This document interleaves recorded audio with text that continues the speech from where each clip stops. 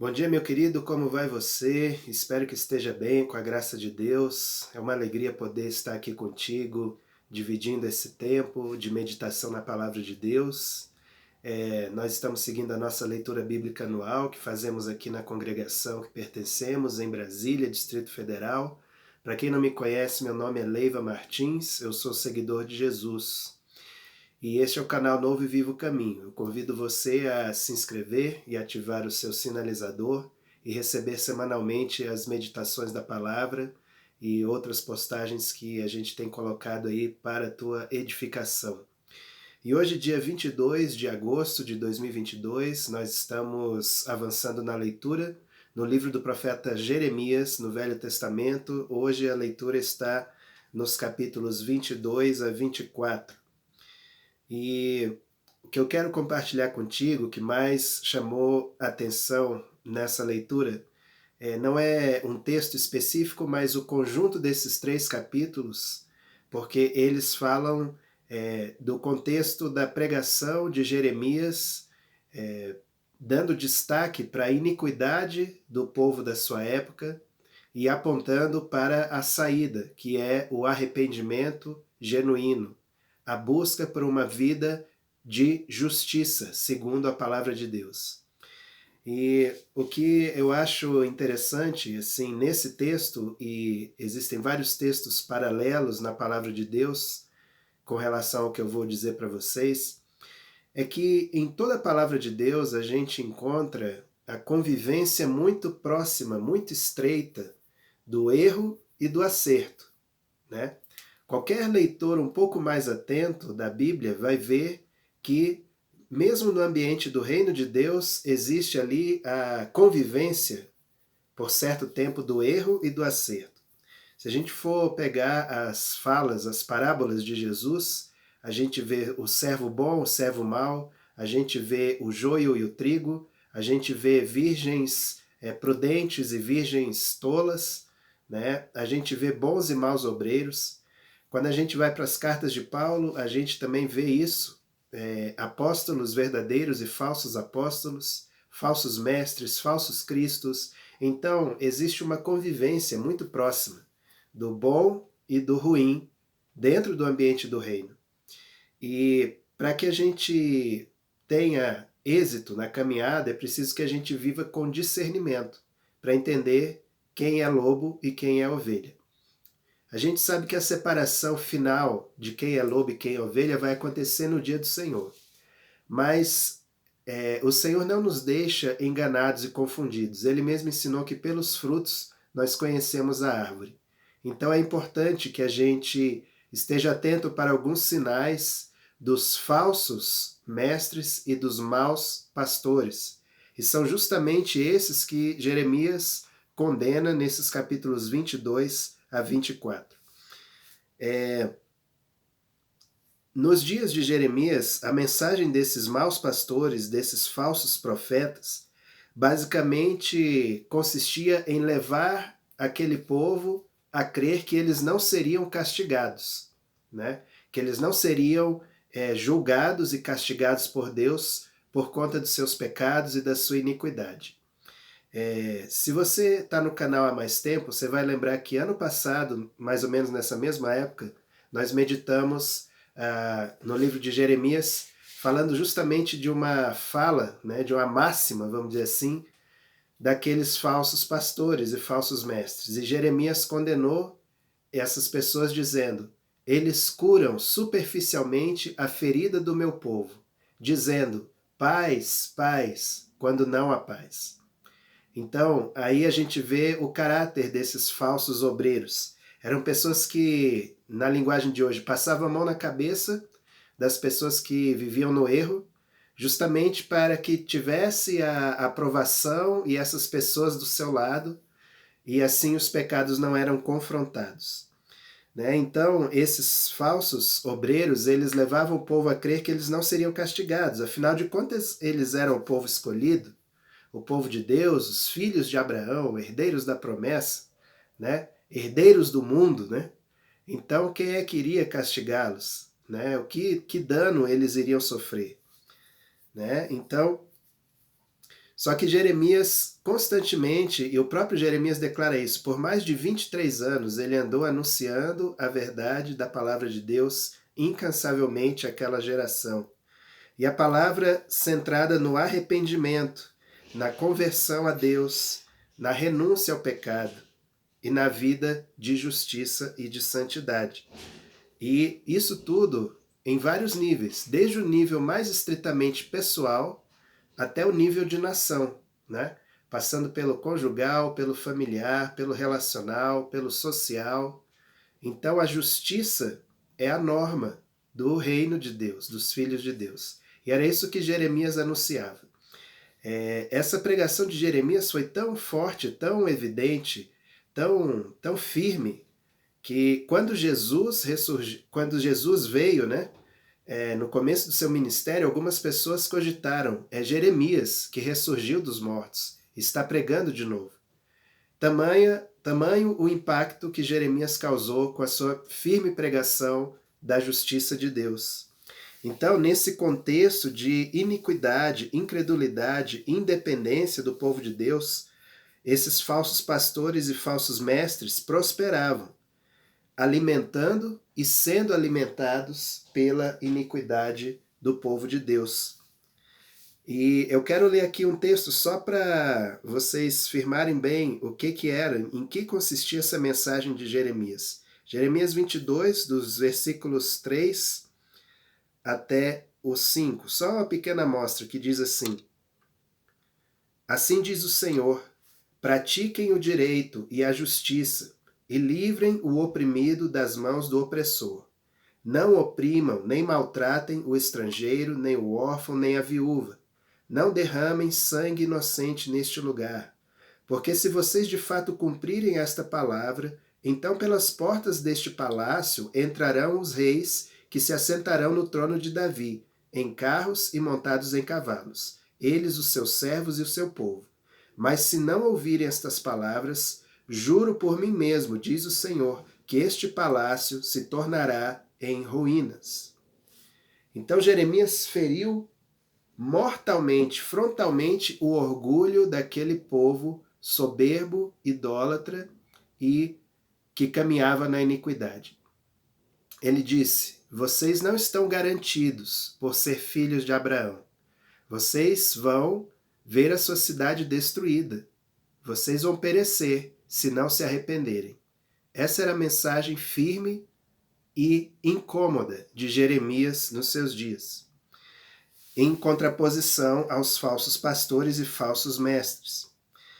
A grande questão é que os falsos pastores e falsos mestres, eles têm uma doçura artificial no falar que cativa as pessoas, né? E, na verdade, trazendo para os dias de hoje, eu vejo assim duas grandes abordagens que podem induzir a gente a viver numa vida cômoda, numa vida de tá ruim, mas tá bom, de cura superficial dos nossos problemas e de acomodação conveniente e confortável a esses problemas. Justamente, eu vejo duas grandes linhas de pensamento e de fala que podem nos induzir a esse erro. A primeira linha que eu vejo, e talvez ela seja mais evidente, é do evangelho da prosperidade, da teologia da prosperidade, daquele evangelho centrado no homem, na busca dos seus próprios interesses, do seu próprio crescimento puramente econômico, material, puramente circunstancial, puramente voltado aos interesses dessa terra, sem nenhuma cogitação ou submissão aos interesses reais do reino de Deus. Então, pessoas que abrem mão de princípios éticos, de posturas corretas e justas para alcançar a sua prosperidade. Ou mesmo que andem sem infringir nenhuma lei, mas que têm como objetivo puramente enriquecer, puramente acumular, puramente ostentar.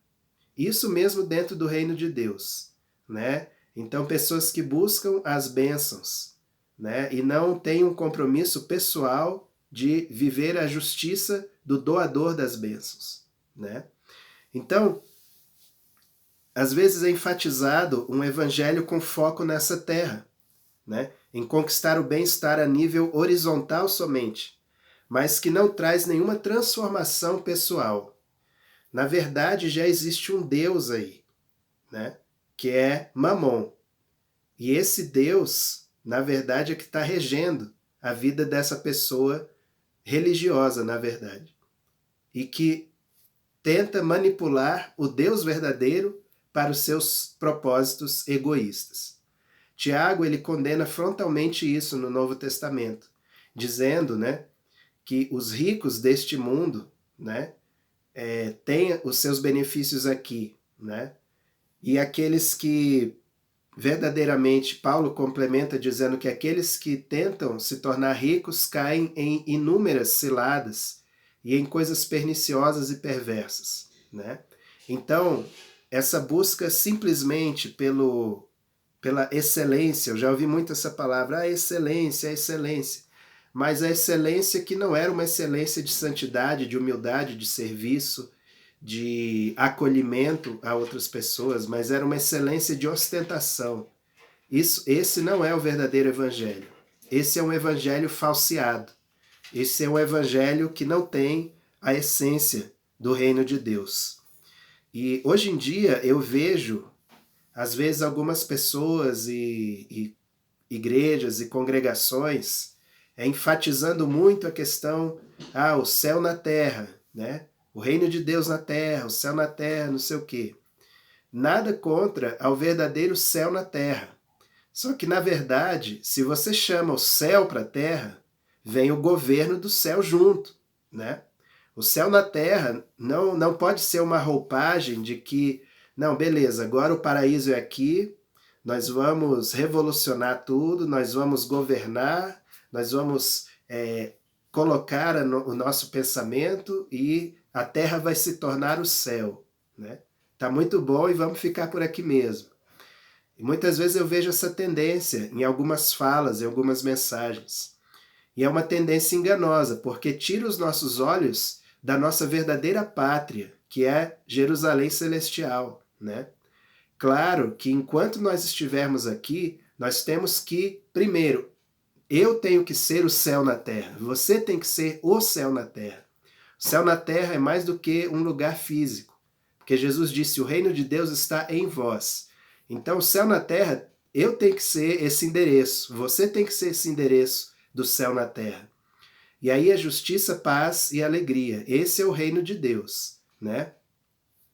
É muito mais do que a gente colocar as nossas boas ideias e implementar as nossas boas ideias na sociedade, né? O céu na terra, ele tem que ser um anúncio da pátria celestial, né? Tudo que nós fizermos aqui tem que ser um ensaio do céu.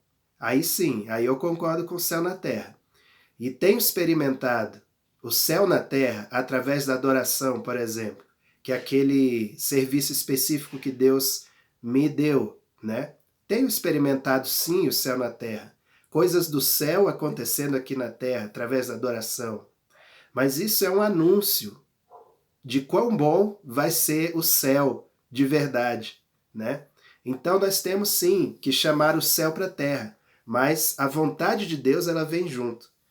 Não é o céu na terra para eu viver no bom e do melhor e não estou me importando, não estou olhando para o lado, o que está acontecendo com as pessoas. Então essa é uma abordagem errônea, falsa, né? E, na verdade, essa abordagem ela cria esse ídolo, que é Mamon, né? E exclui o arrependimento, exclui a mudança de mente e de coração necessária para vivermos o verdadeiro reino de Deus. Então essa é uma abordagem errônea. A segunda abordagem que eu vejo, pessoas que em contraposição a isso, então falam, ok, então vamos pregar um evangelho de acolhimento, um evangelho de serviço, um evangelho de empatia com as pessoas, um evangelho que seja pródigo, né, próspero em obras sociais, em realizações para a vida das pessoas, para o bem-estar das pessoas e tal. né? Sopa, sabão e salvação, como diria o pessoal do Exército da Salvação, né? Então, assim, um evangelho com a preocupação social, um evangelho que em alguns círculos aí se dizem inclusivo, né? Para as pessoas que são diferentes de nós, né? Então, só que se você enfatizar o evangelho do bem-estar social, vamos chamar assim, você pode também sutilmente esquecer da porta estreita do arrependimento, né? Então, o arrependimento ele é necessário tanto para o evangelho de quem quer prosperar, né, vamos dizer, quanto para o evangelho social. A porta continua estreita, a cruz continua de pé ali à espera de quem vai carregá-la diariamente. O convite de Jesus está estendido a todo aquele que quer se tornar discípulo. Então, o evangelho precisa ser abrangente e inclusivo? Sim, precisa sim, né? Mas não a ponto de incluir as pessoas sem tratá-las, incluir as pessoas sem levá-las à porta estreita do arrependimento, que é uma mudança de disposição interior. Sai uma disposição interior de rebelião para uma disposição interior de obediência a Deus. Sai uma disposição interior de incredulidade para uma disposição interior de fé em Deus, atitude de fé em Deus. Sai uma disposição interior de independência para uma disposição interior de obediência. Como diria Paulo lá em Romanos capítulo 1, sai uma disposição mental reprovável para que leva, né, a atos reprováveis na vida pessoal, né, dos incrédulos, para uma disposição mental renovada. A mente de Cristo entra em ação e transforma a nossa maneira de ser, né? Esse é o arrependimento que Jesus ensinou, que é necessário para o evangelho. Então essa abordagem do evangelho puramente social, ela também sutilmente exclui o arrependimento, né? O que eu quero dizer, seja qual o pensamento que você tiver, você pode ter uma coisa, outra coisa, você pode ter variações, né, na tua abordagem, na tua vivência de fé. O que você não pode abrir mão nunca, né, nem na tua vida, nem no anúncio do evangelho, é a porta estreita e necessária do arrependimento. Por esse, todos nós temos que passar e viver uma vida de arrependimento, né? Então, são duas abordagens errôneas, né, que podem nos induzir a uma vida centrada em nós mesmos, na verdade, né? Eu quero aqui finalizar, encaminhar para algumas características desses maus pastores e falsos profetas, né? Eu vou mais ler aqui e deixar que você pense sobre isso, né? Esses maus pastores e falsos profetas, eles evitam confrontar com a verdade, porque eles sabem que se confrontar com a verdade, eles podem perder ovelhas ou, modernamente falando, seguidores, né? Por isso eles evitam confrontar com a verdade. Eles pregam o evangelho com foco no homem e nas suas necessidades, e não no governo de Deus. Então, seja o evangelho, vamos dizer assim, segundo Max Weber lá, né, o sociólogo, a ética cristã e o espírito do capitalismo, seja esse evangelho que anuncia que se você for um bom e fiel cristão, trabalhador, disciplinado, você vai prosperar e você vai ser herdeiro do mundo, ou seja o evangelho social de outros pensadores e cristãos e sociólogos aí cristãos, né? São evangelhos centrados no homem, né? E qual é a vontade de Deus? Deus quer suprir as pessoas? Eu acredito que sim. Mas o mesmo Deus que quer suprir as pessoas, ele permite que pessoas passem por privações. Atire a primeira pedra quem nunca passou por uma privação material, emocional, seja ela qual for, né? Então, foco no homem e suas necessidades, e não no governo de Deus. Outra característica que eu já falei, eles curam superficialmente as feridas do povo, com chavões, com jargões, com frases de efeito. Frases de efeito são apenas um refrigerante. Quando você abre é muito gás, muito bonito, muita espuma. Mas deixa aberto para você ver. Daqui a pouco tá aquela água choca, não alimenta, né? Assim são as frases de efeito. Esses falsos profetas e maus pastores, eles comercializam a fé, condicionam o recebimento de bênçãos a ofertas, serviços, sacrifícios, propósitos, campanhas, seja lá que nome que se dê a essas amarras espirituais para que as pessoas fiquem dependentes emocional e espiritualmente deles. O Evangelho nos chama à liberdade, né? A liberdade. Qualquer escolha que você tiver de caminhar junto com algum grupo ou com alguém, ela tem que ser pautada na liberdade, na voluntariedade. Senão é escravidão. Senão não é genuína, não é plena, né? Então toda e qualquer escolha, até para você decidir caminhar ao lado de Cristo, ela tem que ser voluntária. Jesus falou, se alguém quer vir após mim, né? Ele colocou na forma de convite, livre e espontâneo. Mas claro, ele coloca as condições. Negue-se a si mesmo, tome cada dia a sua cruz e siga. Né? Então o convite de Jesus ele tem que ser respondido por espontaneidade. Né? Então essas pessoas elas comercializam a fé, elas condicionam o recebimento de bênçãos à oferta de algum bem, né? E muitas vezes bem material. Maus pastores, falsos profetas colocam-se como única fonte autorizada da revelação bíblica.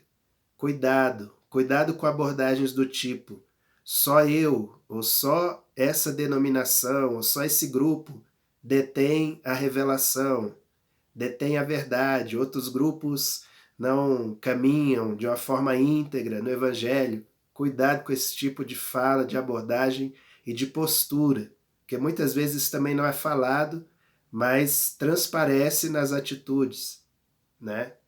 Como disse João, 1 João 5,21, filhinhos, guardem-se dos ídolos, cuidado com os ídolos, né? Essas pessoas elas são partidárias dos nicolaítas. Quem são esses caras? Nicolaítas, aparece lá em Apocalipse 2 e 3, nas cartas de Jesus à sua igreja. São pessoas que primavam e faziam questão de destacar a diferenciação entre uma elite religiosa espiritual e o povo. Aquela velha ideia de clero e leigos, né? Que existe em denominações maiores, né? Clero e leigos, os especiais e os comuns, né? Sendo que a reforma protestante, um dos baluartes, né, das bandeiras principais da reforma, foi justamente o sacerdócio universal de todos os crentes. Cada crente individualmente, ele é sacerdócio real, nação santa, povo de propriedade exclusiva de Deus, né? O meu único intermediário entre mim e o Pai é Jesus Cristo. Não é homem ou clero algum, né? Então, às vezes, ainda que, claro, falando dessa forma pode soar até ofensivo, mas muitas vezes na prática, pessoas meio que usurpam esse papel de intercessor, né? E se colocam como mediadores ali entre as pessoas e Deus. Então, falsos pastores, né? Falsos mestres, têm essa postura de nicolaítas, né? Nós somos os especiais, vocês são a plebe, né? Outra característica, eles falam das suas visões e sonhos pessoais como se fossem visões e sonhos de Deus, né? Aqui nesses capítulos tem uma repreensão muito grande, depois você lê, sobre aqueles que sonham e ficam dizendo sonhei, sonhei, né? Como se fosse coisa de Deus. E não necessariamente todo sonho é de Deus, né? Temos que ter discernimento.